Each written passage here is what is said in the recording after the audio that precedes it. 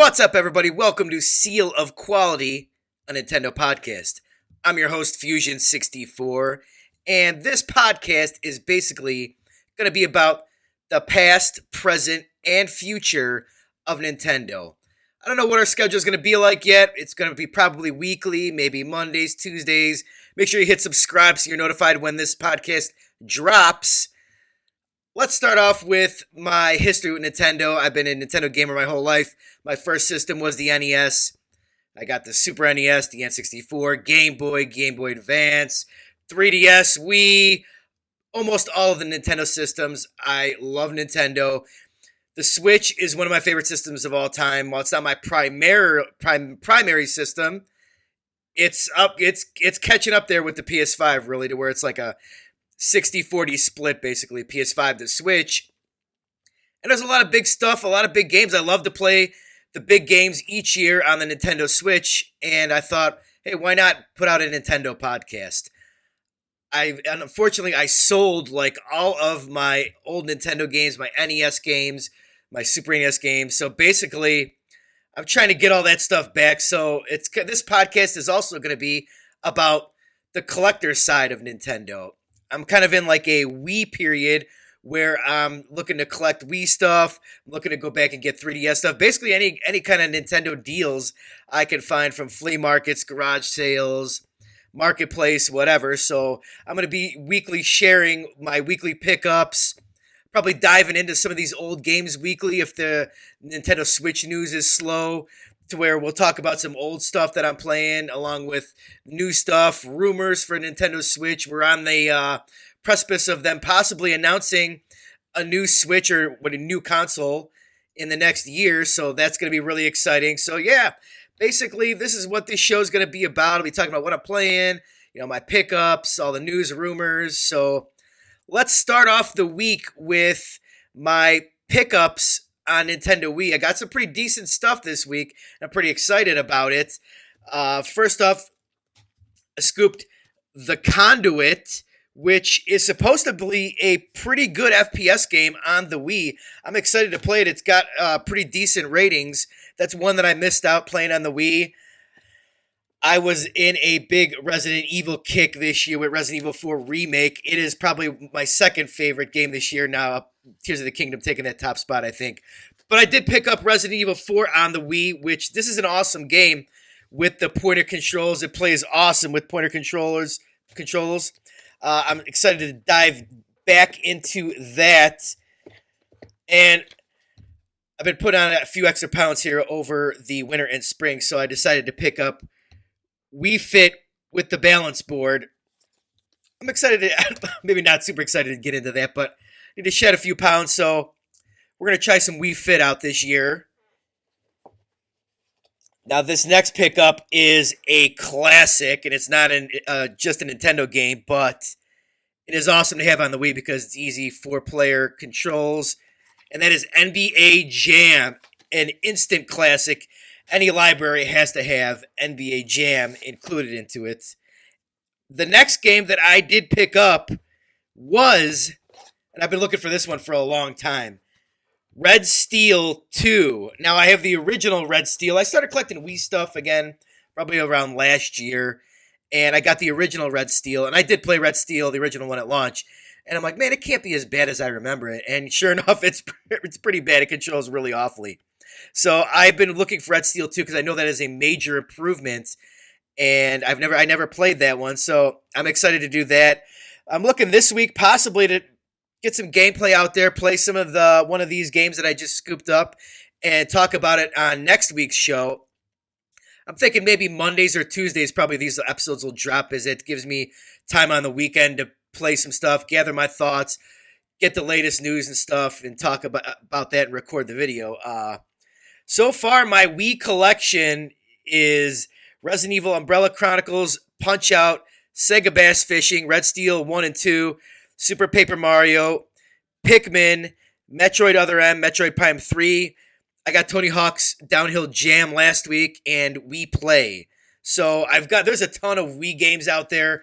Like I said, I'm not looking to break the bank, but I do look on Marketplace regularly for good deals. I tend to hit up some of the flea markets in my area, every couple weeks. And basically, if I can find 3DS, DS, Game Boy Advance stuff, NES, Super, whatever it is, I'm looking to build this collection back up. I don't know. I love collecting Nintendo stuff.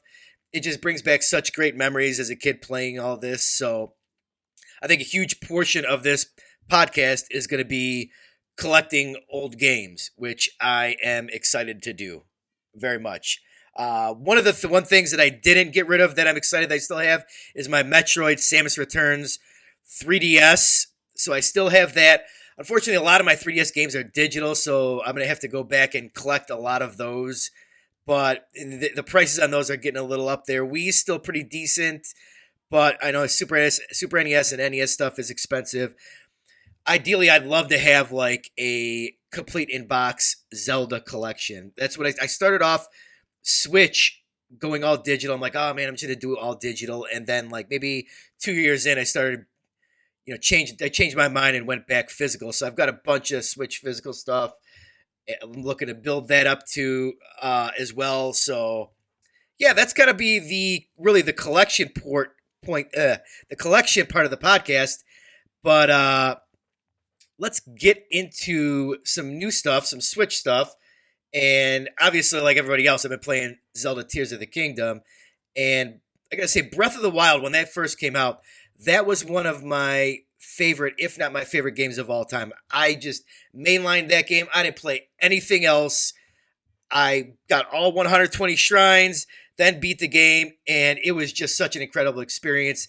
It was refreshing, totally new. It blew my mind, and it helped with launching with the Switch being like such an awesome system. The hybrid nature of it, maybe it definitely boosted it up a bit. But I've been looking forward to Tears of the Kingdom since its unveiling. I think it was 2019. They announced that they were working on the sequel, and when I first started playing it, I'm like, man, this is really great. It's improved on just about everything in Breath of the Wild, but I didn't have that same feeling like, man, this is amazing because I had already been in this world and played it so much because basically the core of the game is really the same as Breath of the Wild. So I'm like, man, you know what? I still think Resident Evil 4 is my game of the year, but I do love this and it is amazing. But the more I started playing, you notice just how much they've added in that game, how deep it is, all the new side quests. The side quests are interesting and engaging. How much little secrets are all over the world, up above, down below, and I still haven't even scratched the surface of all of the secrets. I think I'm probably like 40 hours in, and I just feel like there is so much more left to do in this game, and it's all interesting stuff. Like the main quest, the story in this game is awesome. It's so much better than Breath of the Wild. But like I still see little carrots here and there that I'm like, oh man, I want to try and find this armor. Oh man, I want to try the fairies. Oh man, I got to do this side quest. And like every like stable has a side quest, and they're fun to do.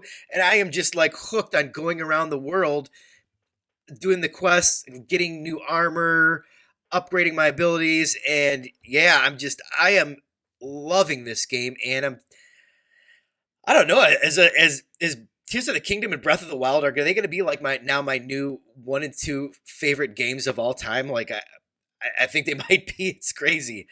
Uh, yeah, I just can't say enough good things about this. And yeah, I did one of the temples, and I'm like, oh my god, this is one of the coolest things I've ever done in a game. Like absolutely amazing. So I'm just blown away. I'm back in that mode where I really don't want to play anything else. I just want to keep playing Tears of the Kingdom. That's how I was with Breath of the Wild, and why that game is such a special game to me.